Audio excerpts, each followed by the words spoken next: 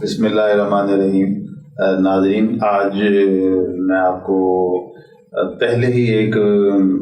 تفصیل سے بیان شدہ موضوع کی طرف لوٹانا چاہتا ہوں. وہ میرے مستقل جو ویورز ہیں، دیکھنے والے جو ہیں، ان کو میرا جو ایپیسوڈ ہے بہت پسند آیا ہے، جو میں نے کہ ڈیری کی مارکیٹنگ کے بارے میں بتایا تھا کہ جو ہول ملک ہے، جب آپ ڈیری فارمنگ کر رہے ہیں تو ہول ملک جو ہے نا وہ آپ بلک میں نہ بیچیں، ہول سیل میں نہ بیچیں، اس کی ریٹیل مارکیٹنگ اپنے کنٹرول میں رکھیں. اور اس کا ساری تفصیل میں نے اپنے ایک پہلے ایپیسوڈ میں بتائی ہوئی ہے، آپ دوبارہ وہاں جا کے دیکھ سکتے ہیں. آج میں پولٹری کی مارکیٹنگ کے حوالے سے، پولٹری کے چکن میٹ کی مارکیٹنگ کے حوالے سے ویسے ہی تجاویز دینا چاہ رہا ہوں جو کہ میں نے جب اپنے ڈیری فارمر دوستوں کو دی تھی تو ان میں سے بہت سارے دوستوں نے، جنہوں نے ان کے اوپر عملی طور پہ جب کام کرنا شروع کیا ہے، تو دے انفارم می کہ ان کے پروفٹ جو ہے نا وہ منیمم ڈبل ہو گئے ہیں، بلکہ ڈبل سے بھی زیادہ ہو گئے ہیں، اور کام پر، کاروبار پر ان کی گرفت جو ہے وہ پہلے سے بہت بہتر ہو گئی ہے. تو ناظرین، coming to poultry chicken meat جو ہے ٹاپک ہے، وہ میرا مشورہ یہ ہے کہ ہمارے ہاں جب سے پولٹری ایکسپینڈ ہوئی ہے، اور ایکسپینڈ تو یہ مڈ 60 سے ہونا شروع ہو گئی ہے، اور ابھی بھی تھوڑی تھوڑی جو ہے نا ایکسپینشن ہو رہی ہے. اگرچہ اب آگے 2-3 سال سے ایکسپینشن کی جو سپیڈ ہے وہ کم ہو گئی ہے، لیکن بہرحال پھر بھی ایک اسٹیبل اور ایکسپینڈنگ گروئنگ بزنس تو ہے ہی. اس میں میرا مشورہ یہ ہے کہ دیکھنے میں یہ آیا ہے کہ جو برائلر کا، چکن میٹ کا جو طریقہ کار فی الحال جو ہے نا، جو 96-7% چکن میٹ کی بات کر رہا ہوں، کیونکہ فارم سے ہول سیل میں، بلک میں زندہ برائلر جو ہے نا وہ لفٹنگ والی، کیرنگ والی گاڑیاں آتی ہیں، اور وہ وہاں سے پھر ایک اسے منڈی کہہ لیں، ایک ہول سیل مارکیٹ کہہ لیں، وہاں جاتی ہیں. وہاں سے پھر اس کی باقاعدہ جیسے سبزی منڈی میں بولی لگتی ہے، ویسے وہاں چکن میٹ کی، لائیو چکن کی نا بولی لگتی ہے. وہاں سے پھر جو ہوتا ہے نا وہ چکن جو ہے نا وہ جو سپلائر جو ہیں، جن کی گاڑیاں اپنی ہوتی ہیں اور وہ بلک میں کام کرتے ہیں، وہ پھر دکانوں پہ دے کے آتے ہیں. تو ناظرین، میرا اس میں مشورہ یہ ہے کہ دیکھیں، وہ ایک علامہ اقبال کا شعر ہے نا کہ آئینے نو سے ڈرنا، طرز کہن پہ اڑنا، منظر یہی کٹھن ہے قوموں کی زندگی میں. سسٹم دیکھیں، اگر تو سسٹم اچھے ہیں، بینیفیشل ہیں اور ریئلسٹک ہیں، اس میں کسی قسم کی ایکسپلائٹیشن نہیں ہے، تو پھر تو ان سسٹم کو فالو کرنا چاہیے. لیکن جب نظام ایسا وضع ہو جائے یا رائج ہو جائے تو اس میں کہ جس میں مین جو گروہ ہے، جو پروڈیوسر ہے، جو برائلر پالنے والا جو فارمر ہے، کمرشل فارمر ہے، اگر یہ سارا نظام اس کے لیے فائدہ مند نہیں ہے، بلکہ اس کے لیے بلیک میلنگ اور ایکسپلائٹیشن کا یہ اگر نظام ہے، تو اس میں بہتری کے لیے سب کو غور کرنا چاہیے اور اچھا قدم اٹھانے میں پہل کرنی چاہیے. صرف یہ نہیں کہ باقی یہ کر رہے تو میں نے بھی یہ کرنا. اب گاڑیوں والے آ رہے ہیں، ہول سیل والے آ رہے ہیں، جو مروجہ نظام ہے، اس میں میرا اندازہ یہ ہے کہ آپ کیلکولیٹ کر کے اگر دیکھیں گے کسی، اگر جو آپ میں سے جو سننے والوں میں،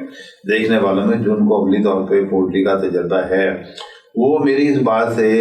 اتفاق کریں گے کہ موجودہ مارکیٹنگ کے نظام میں کم از کم جو فارمر ہے، جو پولٹری فارمر ہے، برائلر فارمر کی میں بات کر رہا ہوں، اس کا کم از کم 40% آن این ایوریج، یہ میں بڑا کنزرویٹو تخمینہ بتا رہا ہوں، 40% اس کا جو نفع ہے نا وہ مارکیٹنگ کے اس نظام کی نظر ہو جاتا ہے. اور بہت ساری جو ہے واقعات ایسے بھی ہوتے ہیں کہ جو ہول سیلر جو وہاں سے پولٹری فارم سے جو برڈ لفٹ کر کے لے کے آتے ہیں، وہ ڈیفالٹ بھی کر جاتے ہیں. They don't pay the principal money even. کافی زیادہ یہ جو انسیڈنسز ہیں یہ ہونا بھی شروع ہو گئے. تو میرا ناظرین اس میں جو میں جس طرف توجہ مبذول کرانا چاہتا ہوں اپنے پولٹری فارمر دوستوں کا، بھائیوں کا، وہ یہ ہے کہ آپ جو ہے نا صرف پولٹری فارم میں اپنے برڈ کا اسٹرینتھ بڑھانے کی طرف، نمبر بڑھانے کی طرف توجہ نہ دیں زیادہ، کہ بھی یہ نہ ہو کہ میرے پاس 1 لاکھ ہے تو میں نے 2 لاکھ کرنی ہے، 2 لاکھ برڈ سے میں نے 4 لاکھ پہ جانا ہے۔ ضرور چاہیں ایکسپینشن ضرور کرنی چاہیے، لیکن ایکسپینشن جو ہے نا وہ لاجیکل ہونی چاہیے اور فیزیبل ہونی چاہیے۔ ایسی ایکسپینشن کا کوئی فائدہ نہیں ہے کہ جس میں آپ کو نفع ہی کوئی نہ ہو، بلکہ آپ کے being always under selling pressure, آپ اپنا نفع لوز کرتے جائیں اور آپ کی محنت کی کمائی کا جو فائدہ ہے وہ لوگ اٹھا جائیں کہ جن کی اس کاروبار میں کوئی محنت نہیں ہے، کوئی کمٹمنٹ نہیں ہے، کوئی رسک ٹیکنگ ان کی نہیں ہے۔ تو کہنا میں یہ چاہ رہا ہوں، آپ اس میں سنجیدگی سے غور کریں تو آپ اپنے فارم کی جو پروڈیوس ہے، آپ جو اپنے برائڈل فارمز ہیں ان کے سیل پوائنٹ اپنے بنائیں، سیلنگ پوائنٹ اپنے بنائیں۔ اب کہنے کو میری تجویز کے بارے میں کہیں گے جو سیلنگ پوائنٹ تو آلریڈی موجود ہے، تو وہ بات صحیح ہے، لیکن جب میں جب پولٹری فارمر کو مخاطب ہو رہا ہوں تو میرا ان سے کہنے کا یہ مطلب آپ دکانیں بنائیں، اپنے سیل پوائنٹ بنائیں، لیکن آپ کے سیل پوائنٹ جو ہے نا وہ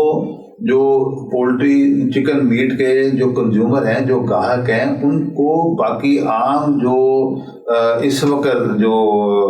جس معیار کے سیل سینٹر ہے آپ ان سے بہت بہتر بنائیں۔ آپ بجائے پولٹری فارم میں فردر انویسٹمنٹ کرنے کے، آپ اپنی انویسٹمنٹ جو ہے وہ شاپس میں کریں، اور شاپس بڑی خوبصورت بنائیں، صاف ستھری بنائیں۔ دیکھیں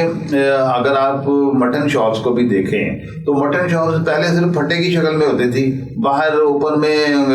جو کارکیس ہے وہ ہینگ کیے ہوتے تھے، لیکن آپ آہستہ آہستہ دیکھیں کچھ تو برانڈ کے ساتھ آ گئے ہیں، لیکن کچھ برانڈ کے بغیر بھی آپ کو شہر میں بڑی بڑی اچھی دکانیں نظر آتی ہیں، وائٹ ٹائل گلیز ٹائل لگائی ہوئی ہیں، ایئر کنڈیشنر لگائے ہوئے ہیں، اور کوئی اسمیلی بھی نہیں ہوتا، صفائی ستھرائی کا انتظام بہت اچھا ہے۔ میرا آپ کو تجویز یہ ہے کہ چکن میٹ جو ہے نا وہ فارمر کو اس طرح نہیں پھینکنا چاہیے۔ میں اس کو پھینک نہیں کہوں گا، کیونکہ جس طریقے سے، جس بے رحمی سے جو چین بنی ہوئی ہے، یہ میں کہتے ہوئے کوئی مجھے اس میں آر نہیں ہے کہ یہ کلنگ ہے فار پولٹری فارمر، جو بیچارہ دن رات محنت بھی کرتا ہے، انویسٹمنٹ بھی کرتا ہے، رسک بھی لیتا ہے، اور میکسیمم رسک ٹیکر جو ہے اس کا جو بینیفٹ ہے اس کا منیمم اس میں تحفظ ہے، بلکہ ہر کوئی اس کے نفع کو لوٹنے کے چکر میں ہوتا ہے۔ تو میں دیکھیں یہ جو مڈل مین ہے، میں جو ٹریڈر ہے، میں ان کے خلاف نہیں ہوں، میں ان کے خلاف ہوں جو فارمر کے ساتھ ناروا سلوک کرتے ہیں، ان کو ناجائز کٹوتیاں لگاتے ہیں، ناجائز ڈیڈکشن کرتے ہیں، میں ان کے خلاف ہوں۔ جو اچھے ٹریڈر ہیں میں ان کے خلاف ہوں، جو فارمر کے ساتھ فرینڈلی رہتے ہیں، ان کو اچھا ریٹ دیتے ہیں، میں ان کے بارے میں بالکل پازیٹیو ہوں۔ لیکن بہرحال دیکھیں، کمنگ ٹو دی پوائنٹ، میں یہ کہنا چاہ رہا ہوں، میرا میسج، میرا پیغام برائڈل فارمر کا یہ ہے کہ آپ سیریسلی ریٹیل میں خود آئیں، اپنی بے شک اسٹرینتھ بڑھانا بند کر دیں، میں تو کہتا ہوں شرنک کر لیں، اپنی کیپیسٹی شرنک کر کے اپنی وہ انویسٹمنٹ جو ہے وہ اپنی شاپس میں لے کے آئیں، لیکن آپ کی شاپ جو ہے نا وہ آپ عام جو پھٹے پہ جو مرغی بک رہی ہے ان سے بہت بہتر ہونی چاہیے، صاف ستھری ہونی چاہیے۔ آپ دیکھیں یہ چیز آپ کے لیے ایک تو انفرادی طور پہ بھی فائدہ ہوگا، دوسرا پوری صنعت کے لیے یہ فائدہ ہوگا کہ عام کنزیومر کے ذہنوں میں جو ایک گندا تاثر ہے نا کہ مرغی کی دکان کا مطلب گندی دکان، یہ تاثر دور ہمیں خود ہی کرنا چاہیے۔ بیشتر اس کے کہ سرکاری سطح پر، حکومتی سطح پر کوئی جو کنزیومر جو ایسوسیشنز ہیں، کنزیومر جو نمائندے ہیں، وہ کہیں گورنمنٹ کو پریشرائز کر کے تو کوئی ایسی ریگولیشن نہ لے آئیں کہ جی آپ کے لیے پھر وہ مجبوری ہو جائے، اور اگر وہ دیکھیں وہ ریگولیٹریشن آ جاتی ہے اور وہ اس طرح کی دکانیں فوری طور پہ نہیں بنا پاتے جو مڈل مین ہیں اس وقت، مڈل پیپل جو ہیں، تو اس میں پولٹری کو نقصان ہوگا کہ وقتی طور پہ پولٹری جو ہوگی انڈر پریشر شرنک کرنا پڑ جائے گی، شرنک ہو جائے گی۔ تو اس لیے میرا یہ آپ کو مشورہ ہے کہ آپ فوری طور پہ سیریس کنسیڈریشن دیں اور اپنے میکسیمم جو وسائل ہیں آپ کو، وہ فزیکل بھی ہیں اور فائنینشیل بھی ہیں، وہ بروئے کار لاتے ہوئے خوبصورت دکانیں بنائیں، صاف ستھری دکانیں بنائیں، ایئر کنڈیشننگ کریں ان کی۔ اور اب میں یہاں یہ بتا دوں کہ ایئر کنڈیشننگ کا سن کے شاید کچھ لوگوں کو اعتراض آئے گا کہ اتنی کاسٹ کون دے گا۔ میں یہ کہتا ہوں جب آپ کی شاپس ایئر کنڈیشننگ کریں گے، آپ کا وہ جو کاسٹ ہے وہ as compare with your normal جو شاپس ہیں جن کے ساتھ آپ کا کمپٹیشن ہوگا شروع میں، ان کے مقابلے میں ان کے ہاں جو اوپن پنجروں میں مرغی پڑی رہتی ہے ان کا جو ویٹ لاس ہوتا ہے اسپیشلی گرمیوں میں، وہ ویٹ لاس کی سیونگ ہو جائے گی اگر آپ کی دکانوں کا تھرموسٹیٹیکلی کنٹرولڈ ہے. آپ دیکھیں نا اس میں آپ جو ایئر کولر بھی لگائیں اور ایئر کنڈیشنر بھی لگائیں. ہمارے ہاں جب گرمی کا موسم آتا ہے نا تو 2-3 مہینے ہوتے ہیں جب ڈرائی ہاٹ کلائمیٹ ہوتا ہے. ڈرائی ہاٹ میں آپ صرف کولر سے آپ کا گزارا ہو جائے گا، لیکن خوبصورت سے کولر لگائیں اور طریقے سے لگائیں کہ وہ بھدے نہ لگے، دکان خوبصورت لگے آپ کی. اور جب آ جائے گا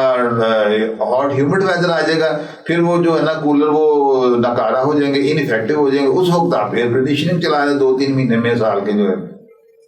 لیکن آپ دیکھیں باقی جو